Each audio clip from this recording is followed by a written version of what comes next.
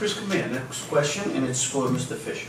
Thank you. A law signed by the governor this summer now allows police chiefs to go to court to try to prevent a person from acquiring a rifle or a shotgun in addition to handguns, which they were already allowed to deny. Would you have supported this bill, and are there any additional steps that you as governor would take to curb gun violence? No, I wouldn't have signed it. Massachusetts has some of the strictest gun laws in the country. If anything, we need to lighten them up. And the law that he passed did just that. There was one aspect of it. Massachusetts was the only state in the country that required an FID card for the purchase of pepper spray. My mom is 83 years old. She had to go get an FID card to get pepper spray to protect herself. The law that Governor Patrick just signed lowered the limit. I think if you're over 18 years old, you don't need an FID card to go get pepper spray. These laws that are passed in Massachusetts affect law-abiding gun owners.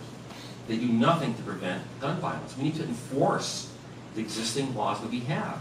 And the story I tell, and I built my own shotgun. When I went to get my FID card many years ago, I counted the many number of laws that were on the books, any one of which you broke would prevent you from legally obtaining a gun, firearm in Massachusetts. There were 98.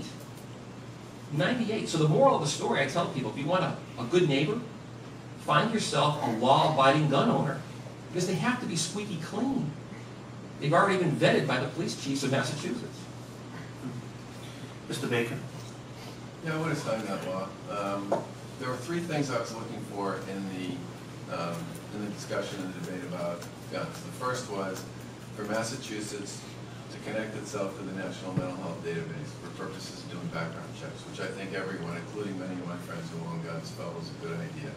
Second was to enhance the penalties for certain kinds of crimes committed with a gun, which I think many people also think is a good idea. The third part, which I also believe will help us with respect to some of our urban violence issues, was to get serious about illegal gun trafficking.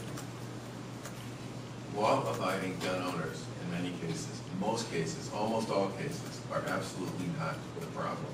But there's a tremendous amount of illegal trafficking going on in guns that the feds aren't paying attention to and the locals aren't paying attention to. And the idea of creating a state task force with the state police that will engage in establishing an illegal trafficking task force, I think is a really good idea, and we should have done it a long time ago. And I think in places where you have a significant amount of trafficking going on, this is a huge opportunity for us to take a lot of guns that are being moved illegally off the streets. The two candidates for Attorney General are pushing smart gun technology. They say it would take care of a lot of this illegal gun trafficking, because the gun wouldn't work unless it has the fingerprint of the owner. Mr. Fisher, are you in favor of smart gun technology, or that just won't solve the problem? No, again, I'm against it. Enforce the laws that we have. That will solve the problem. Here's the thing. I just think this is an enormous waste of time on the part of our state legislature. Many people are harmed and many people are injured through government incompetence. And all we have to go down is DCF, the drug lab scandal, the compounding pharmacy scandal. Let's solve those problems. There's where the injuries take place. There's where the deaths take place. They can't solve those problems, so they turn to legislation and pass it and try to pat themselves on the back and tell their constituents that they're doing something for them. And in fact, they're only targeting law-abiding gun owners. Let's solve the problem of government competence. Mr. Baker, quickly, smart gun technology, your thoughts? Well, I'm sort of a choice guy, and if somebody wants to purchase a gun that has smart gun technology, I think they should be allowed to do that. I don't think they should be required to do that.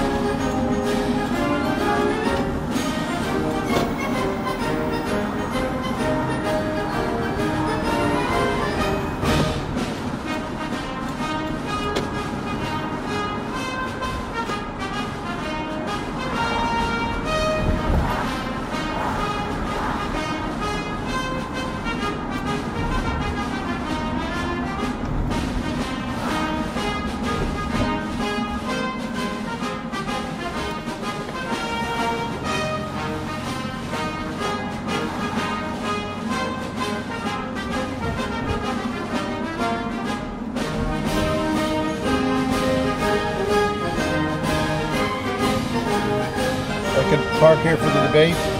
Sure. I assume the press? Yeah, CR News. I'm a shoestring operation. No, I won't CR News. Okay. I think we're all filled up in here. There was a spot over there. Yeah, but obviously the cones are there. What about that spot on the end there? That would be the president's spot, so that one's always coned off. Isn't he in Martha's Vineyard? Oh, the other president, the college president. Yeah, I'm joking. All right, so what do I do? That's a good question. Hang on, let me grab. I got 20 minutes. I'll hang.